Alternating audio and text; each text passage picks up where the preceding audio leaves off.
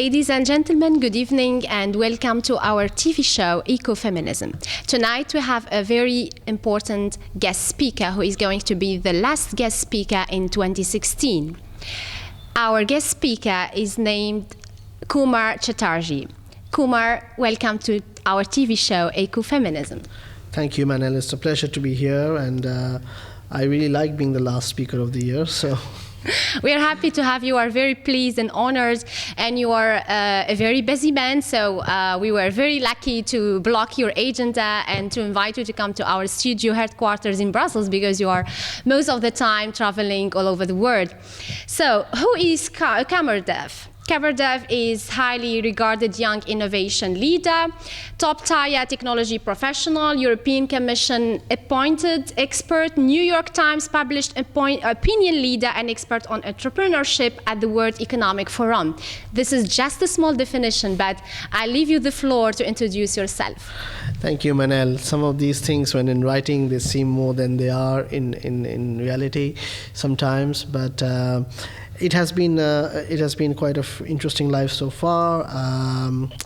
Yes, as you mentioned, I am the founder and the president of the European Young Innovators Forum, which is something that I started almost 6 years ago now, to give a voice and a platform for innovation entrepreneurship to the young people in Europe, especially to help them become innovators and entrepreneurs and then help them scale up. My personal history, yes, I was an entrepreneur from a very young age, and I have been an entrepreneur sometimes all the time, sometimes in conjunction with other things. My educational background is in computer science, and I worked also in some of large companies in terms of creating innovative solutions for major organizations. But I've been focused on entrepreneurship for quite a while now.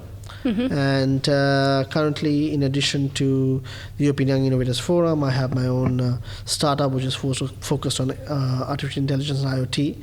Along the way, I have tried to contribute to the various organizations that you mentioned.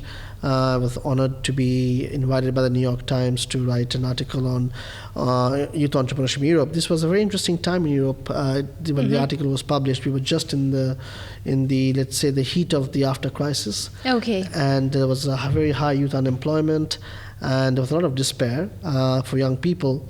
And it was also the same time when Europe was waking up to the idea that innovation entrepreneurship is not just a sideshow, but it can be something mainstream. And I was glad to be a part of that movement and to lead some parts of it. Recently, Atomico at Slush published this report, State of European Tech. And one of the things they said was how 6 years ago the situation was very different from what it is today. And I feel privileged to have played a role in that transformation that has happened in Europe, particularly in innovation entrepreneurship, where it went from being something small to something that is quite central now to the economy, but also from a policy perspective and from a societal perspective. Apart from that, yes, as you mentioned, I have worked in many parts of the world, and I continue to travel a lot. But of course, when you invited me, knowing your own amazing work in the field of ecofeminism and the other projects that you do, I felt honored to be able to join you on this show and be the last speaker for the year. Thank you. We are very honored too. So I'm really glad to hear about your experience, because I know that you started entrepreneurship at an early age. But your story, your success story is very important, because most of our young people who are following our TV show, they feel inspired by a young leader like you, and this is a very good example to follow. And I would like you to speak about your starting experience. How did you start working as an entrepreneur in India? Back to the time when you were a kid.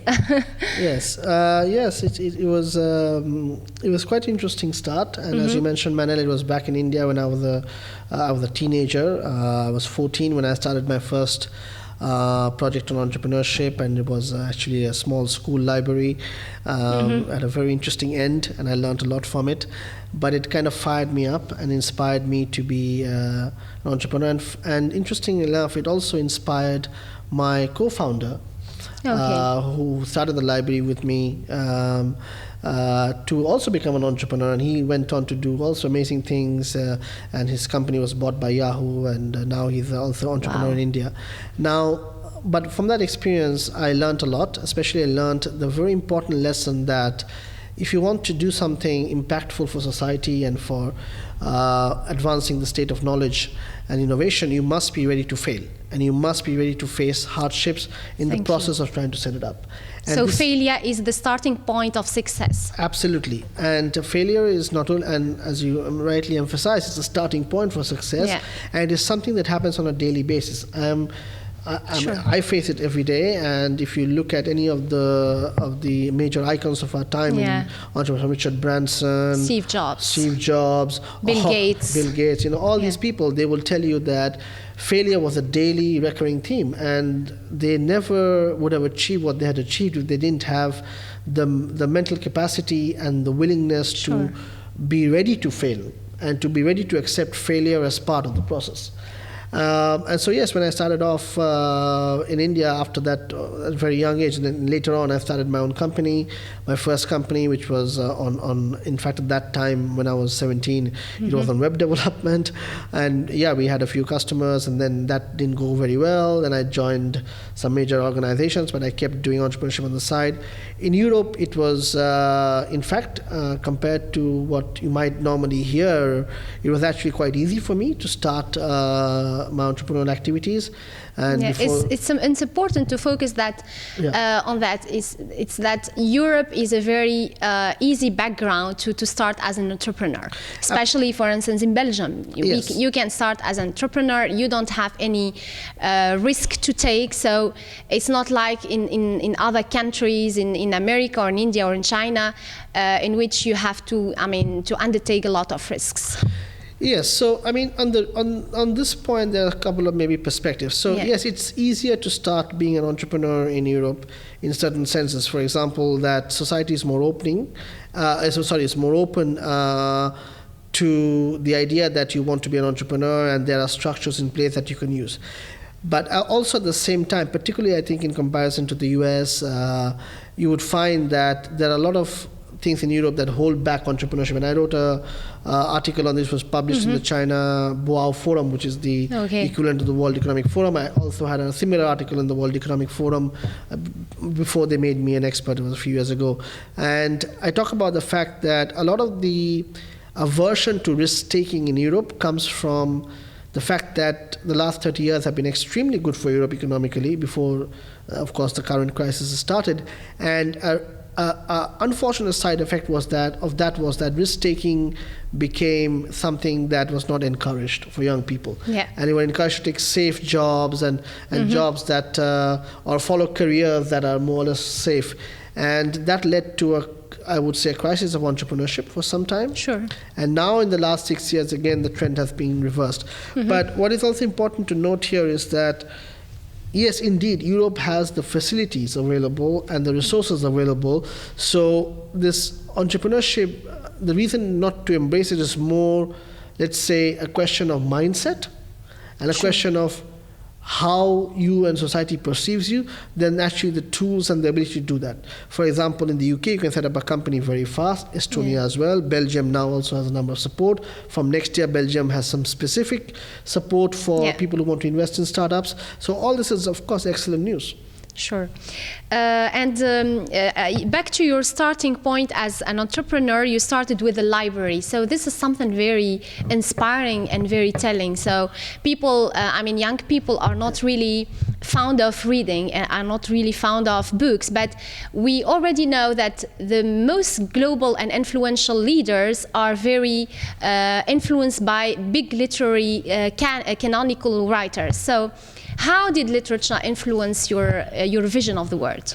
So, Manal, and here you touch upon something which I think is very important, not just for entrepreneurship, but also for ecology, for feminism, for the aspect of evolution as a society.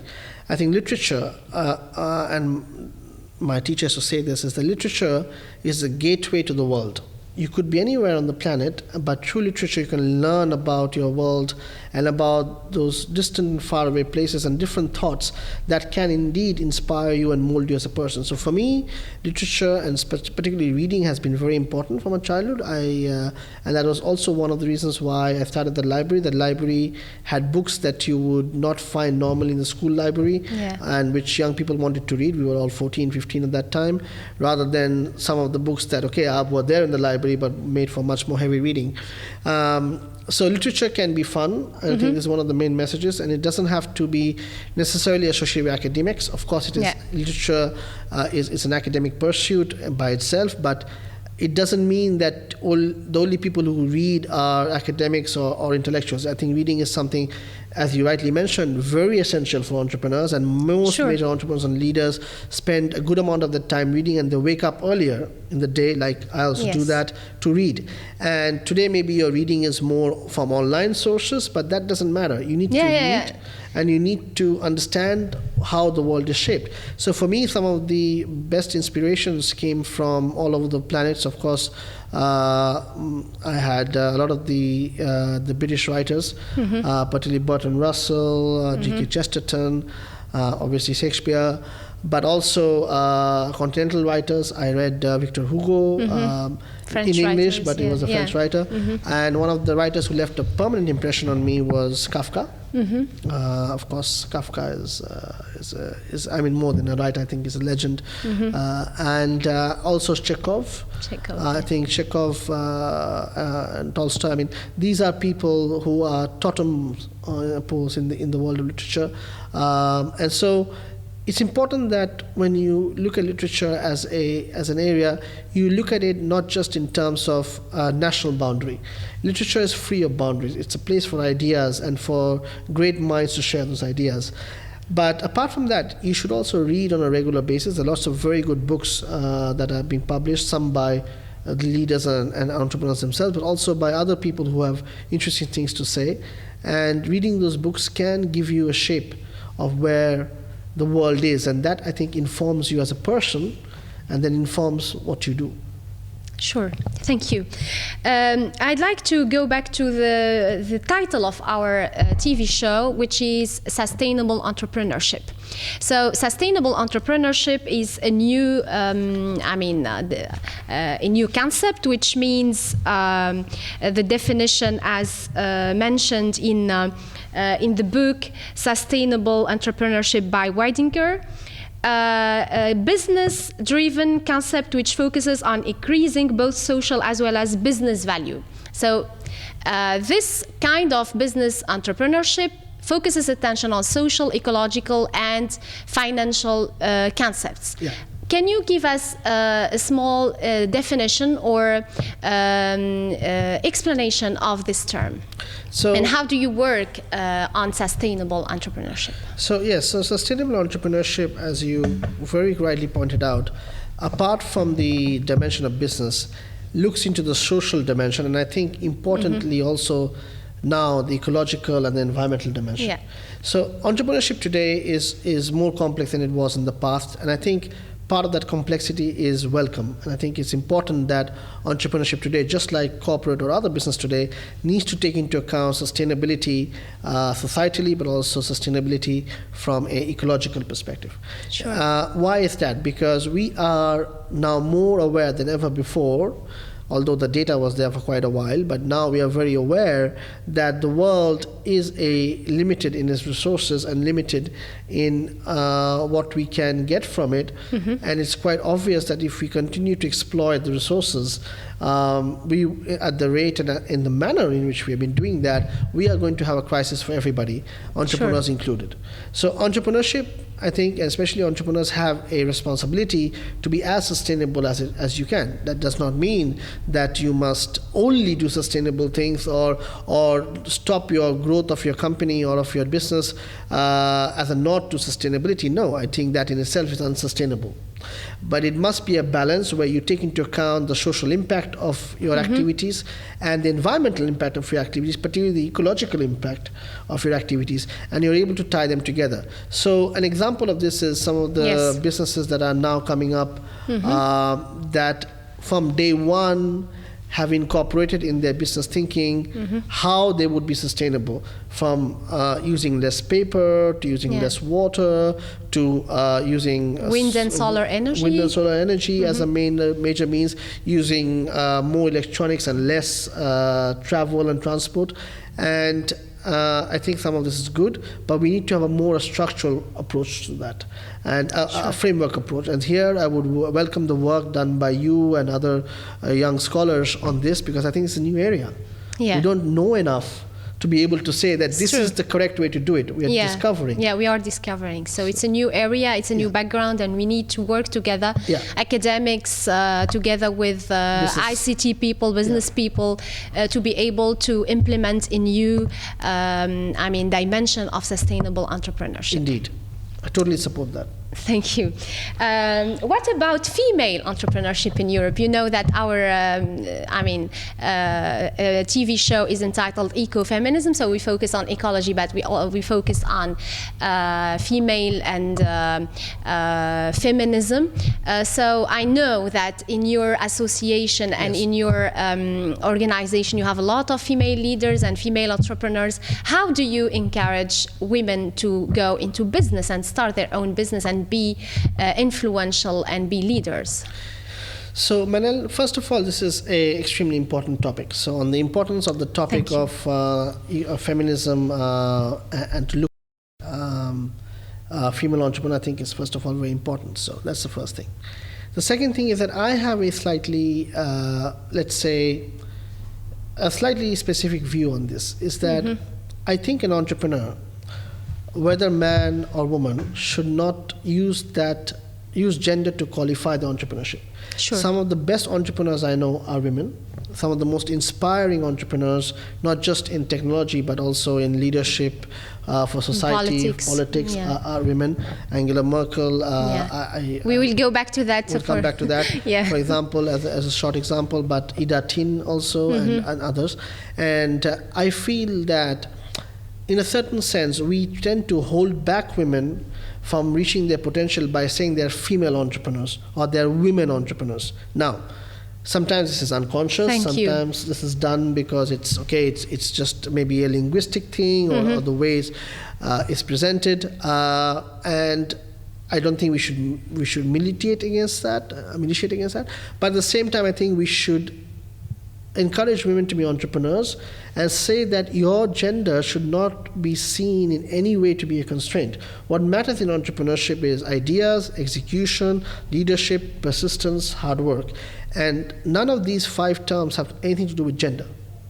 So I would encourage more women to step up to being entrepreneurs. We do what we can in the European Young Innovators Forum. We support that strongly. Yeah, I know. And sometimes we are forced to give out prizes that say women entrepreneur, because that's the way the prizes are named. But I try very hard not to classify an entrepreneur as a women entrepreneur, because you can get to a position where people think, oh, they're entrepreneurs and they're women entrepreneurs. And that, I think, would be absolutely the wrong way to go.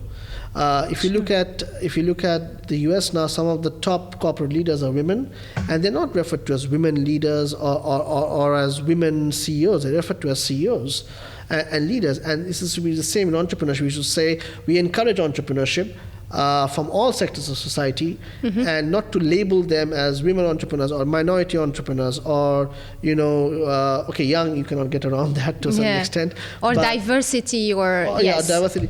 And because then it would, in a certain sense, demean entrepreneurship. I think entrepreneurship is all about the fact that you create something new and you bring your idea, which is burning inside you, to society.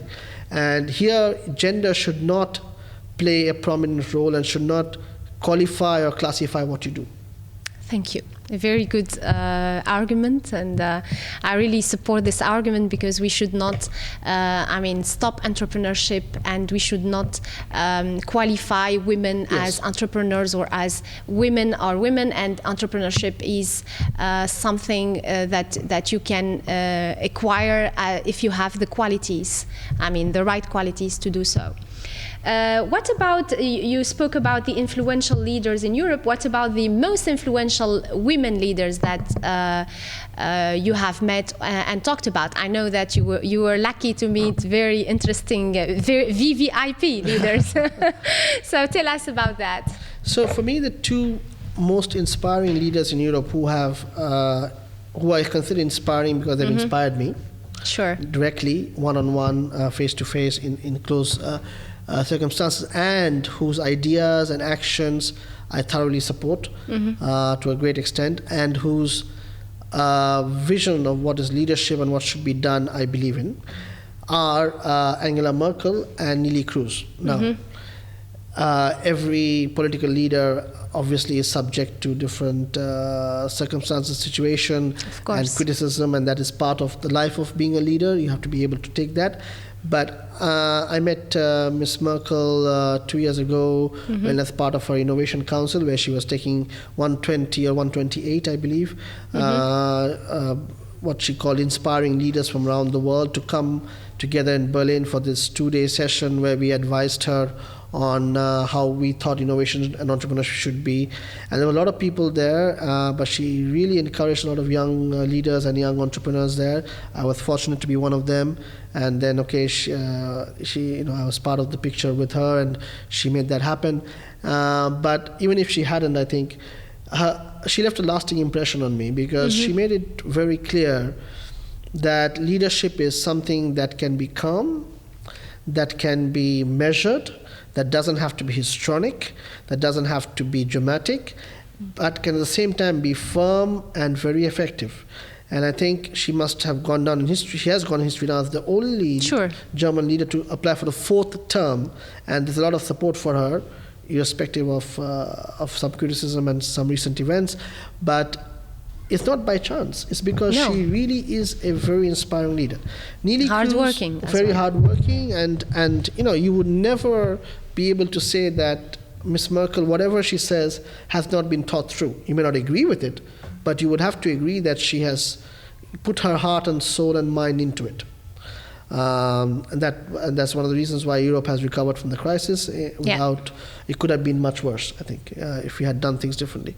Now, Neelie Kroes, on the other hand, is also inspiring in a different mold. I think it's no secret in Europe, in the EU, where we are closely linked, that Neelie Kroes was the driving force behind the revival of innovation entrepreneurship at the highest levels. She was a doer, a thinker, and she really went out there to try and make this happen. She put her personal reputation on the line. She lobbied for it with all the members of the council, and she did an amazing job of getting Europe to sit up and take notice, leaders to sit up and take notice that innovation entrepreneurship has to be. She was one of my mentors. She helped the European Young Innovators Forum flourish from the very beginning. And the European Young Innovators Forum was the last place where she gave a speech, public speech, directly, and interacted with young innovators before she left her position. And to me, again, Neelie proved that leadership is not just about making nice statements on TV, but getting out there and doing action. There's a famous anecdote about her, that she had the startup manifesto, which of course EYF supported, but had the support of one of the top entrepreneurs in Europe. And she went to the council meeting, and she put that document on every leader, on every prime minister's table. And in the council, the rule is that, in fact, if the document is not approved ahead of time, you cannot put it on the table. So, of course, there was a bureaucratic fear of, how did this happen? And the vice president of the commission doing this, and But that was Neelie. She knew, a little bit putting pressure on them, Yes, and it had a great effect. And you can say today that the digital economy and agenda, and I know we'll talk about this, is a direct result of Neelie Kroes' hard work. I was very privileged to be invited by her to write a book along with her, Eric Schmidt, and some of the other leaders on what the digital economy should look like. And now that book has become a blueprint for the action for the EU, some of the actions taken by Ansip and of course by Katainen. But let me say this, that the thing about Neelie and Angela is that they explain to you the same thing, is that leadership is an aspect that is not defined by gender or gender politics. Of course, the fact that they're the women and they're feminists was a very positive influence on how they executed their leadership and how they interacted with people. But I don't think it was their driving force or credo, and that is what has made them great leaders. And I think we can all learn a lot from them. Of course, absolutely. This leads us to the next question about the digital agenda and Europe Strategy 2020, the digital single market, and how research and innovation, digital literacy, ICT enabled benefits for the EU society as well as climate change to better exploit these benefits, especially in terms of climate change and in terms of social and financial evolution. So, first of all, thank you. It's a great question, and very few people have put that in this context, which I think is something we should do more of. So yes, the digital agenda, the digital economy, to me, without a question, is the future of Europe.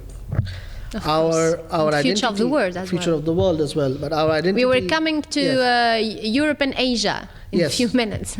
Yes. Yeah. So there will be that bridge there. But I think particularly for Europe, it is going to be our defining identity in the next 10 years, and there are a lot of good headwinds here, because apart from the actions taken by the Commission, started with Neelie, which is now Vice President Ansip has done an amazing job, and Vice President Katainen has done a great work of supporting that with the fund of funds and all of that. And the two of them will be at the European Young Innovators Forum and Convention on 23rd of January, one at the opening plenary, one at the closing plenary. So they will communicate these things very well. But to go behind the scenes a little bit, I think the idea is very much about making Europe digital first, right? And this has some amazing implications. One of them is that it will really empower young people and a lot of professionals to work in new and exciting areas. There will be more jobs, for sure, but there will also be more innovation. And in fact, what you will see is that digital would be a precursor for innovation in many sectors, which even today have shied away from innovation because they are still closed and they still use mechanisms and tools from time ago. Now, of course, the digital economy is not just about innovation and not just about creating new areas. It's also about, empowering the community. Is also enabling many things that Europe has not yet fully realized in terms of potential. Fighting against climate change. Financial crisis and social justice also. Fighting for social justice. Exactly. So you can cause a bridge between communities. You can allow those who are disenfranchised to actually participate in the economy, but also in society and policy. And I think that is where digital economy and the digital agenda would be very powerful. Climate change is, of course, a key goal with the COP21 agreement in Paris. You will see that a large part of the agreement relies on the kind of actions initiative that digital agenda will take. And so there is no doubt that this is a kind of centerpiece policy that will integrate other bits of policy and also act as an enabler. So it cannot be understated, the importance of the digital economy agenda. And I know that the Commission is currently preparing a communication on this, which will be out soon. We're all waiting for that. But there's no surprise that this will be about the future and about enabling a modern, outward-looking, innovative, and prosperous continent. And I think that is good not only for Europe and for Europeans, but also good for the world. Absolutely. This would lead us to the next question about the Asian market and the Eurasia, what we call Eurasia relationship, because we have seen a lot of economic missions between Europe and Asia, and a lot of projects in terms of entrepreneurship, but also in terms of digital market. So can you give us a small idea about this huge market? Yes, it will be a small idea because the market, as you correctly pointed out, Manel, is huge. Huge, yeah. So let's start with the dimension of this. So if you think about the market and the size, sometimes in Europe, and I'm not saying that this is the general impression, but sometimes in Europe, you tend to look at it with the prism of what we have here. And that is absolutely the wrong prism to look at it. The market in places like China, India, Southeast Asia, Singapore is massive. It's literally massive. I remember just this year when I was in China for my latest trip to China, I was on one of these super fast trains, which were built by the Germans, by the way, not allowed in Germany, but working in China. So that tells you a little bit about that. And German innovation, and the Chinese had obviously made the investment to deploy it. I was passing to the Chinese countryside, and you could see massive cities that have grown in the middle of absolutely nowhere. So you could ask yourself, what are these cities doing? Are they focusing on manufacturing? Of course, manufacturing and trade is part. But a major part of the activity in cities is digital. Sure. You know, there's a lot of digital activity. There's a lot of digital economy type of activities. China has a lot of startups. India also has a lot of startups. And if you look at the Japan also. Japan is extremely innovative. Singapore is doing quite well. Hong Kong too.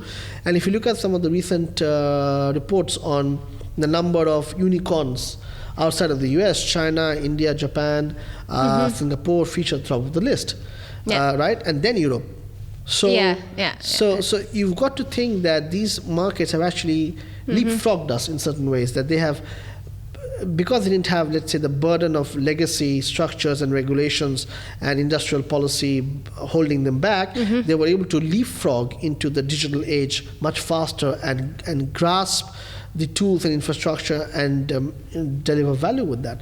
So how do we interact with that, and how do we work together? So the first step is to look at it as a huge opportunity where, in fact, they are ahead of us in many areas, and where we can definitely add value and be a part of the supply chain, but we shouldn't start from the perspective of thinking, oh, we know it all, which is sometimes the wrong perspective. Misleading. Could be misleading. And so this is where some of the comments made by one of the commissioners recently, I will not name him, but I'm sure we all know, I think was extremely out of line and very detrimental towards the relationship between Europe and these massive countries in Asia.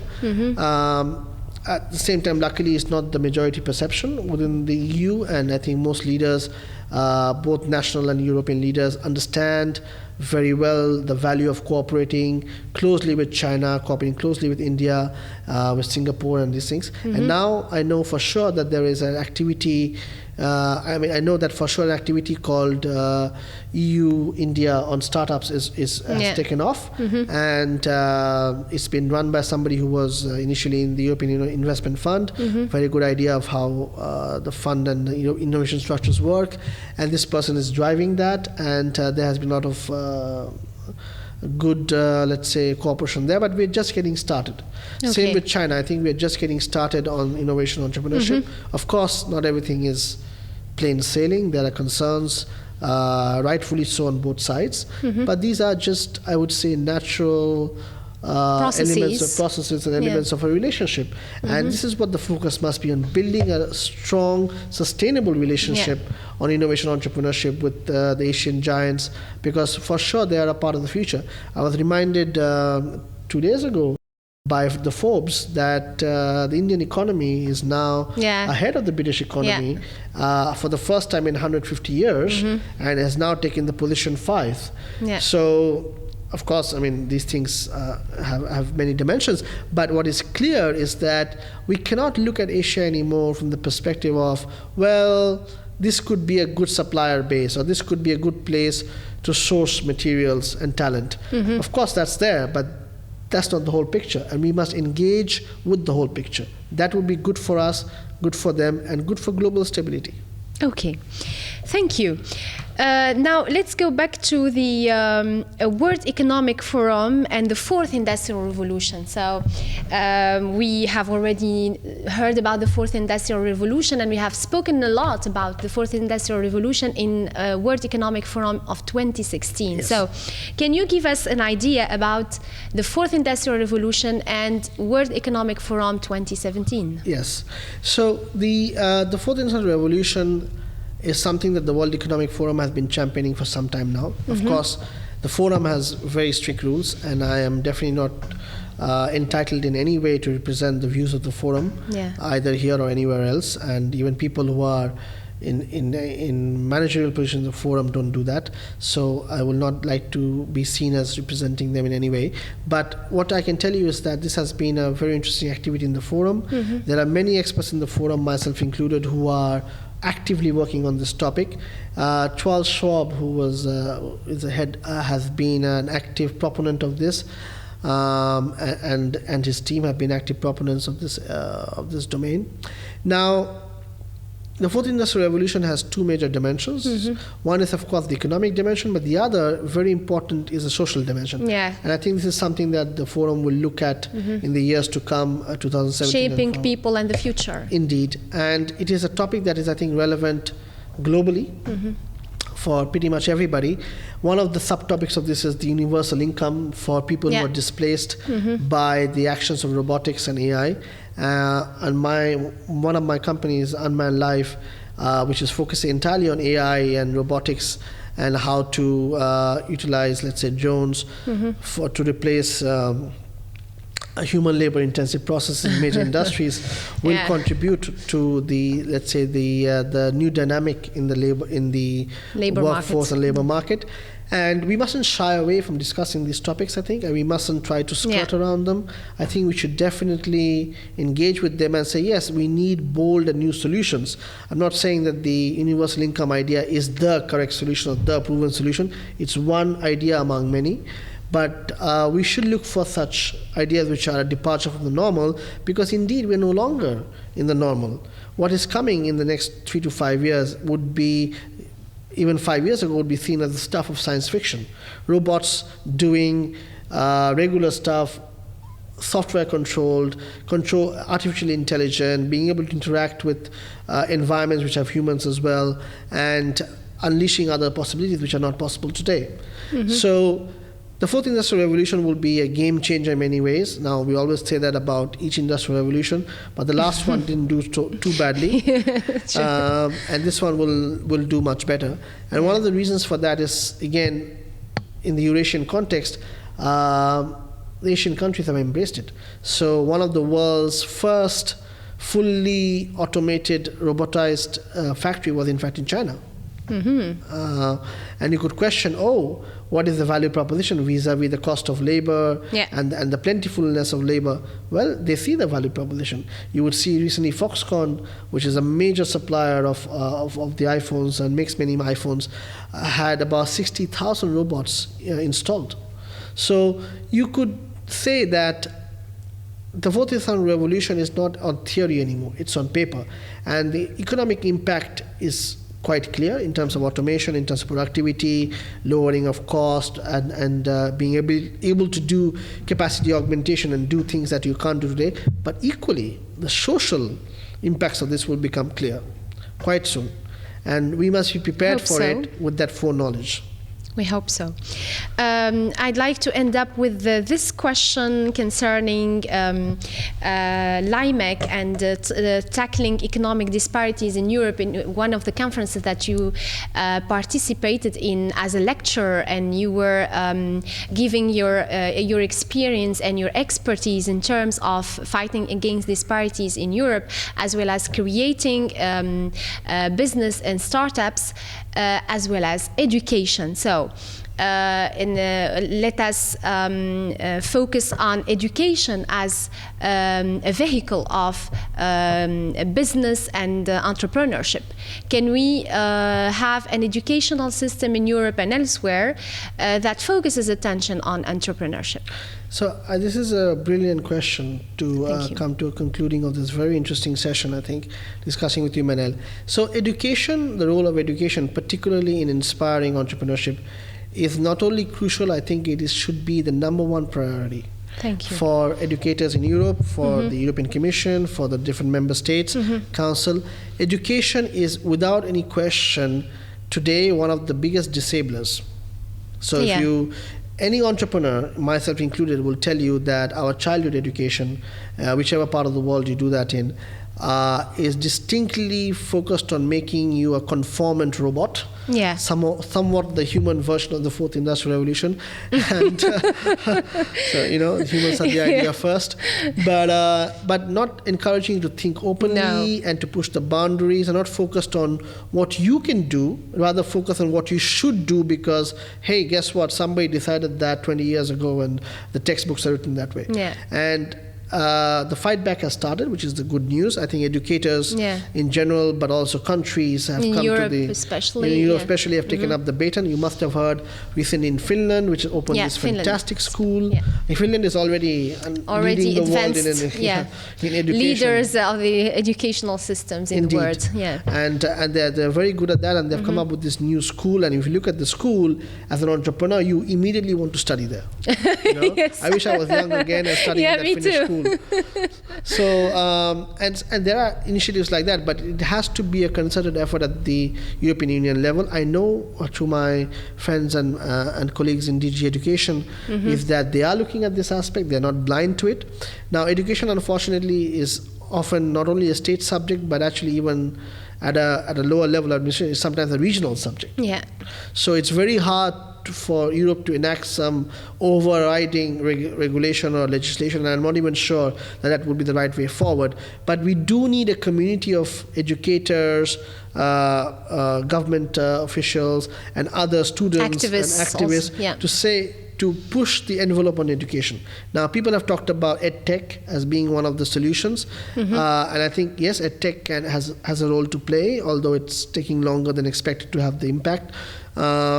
Nevertheless, we shouldn't stop, and we should in fact double our efforts to make education, number one, more entrepreneurial as a system, but also to groom entrepreneurs and to groom innovators, and let focus on the inert potential or the inert capabilities of students and their inner potential, rather than focusing on how well they know the geography of the planet. I mean, the geography of the planet is today available in an app on your hand.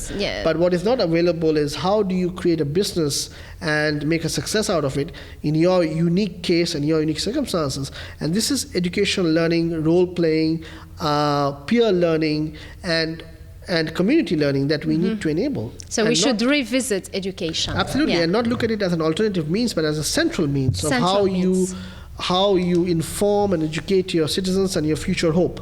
Sure.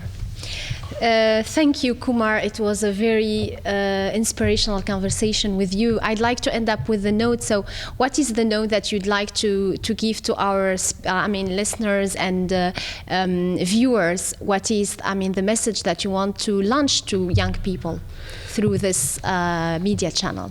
So, Manal, thank you again for this wonderful session. My I can pleasure. tell you this is one of, I do a lot of conferences, as you know, but this was really a very engaging and inspirational conversation for me.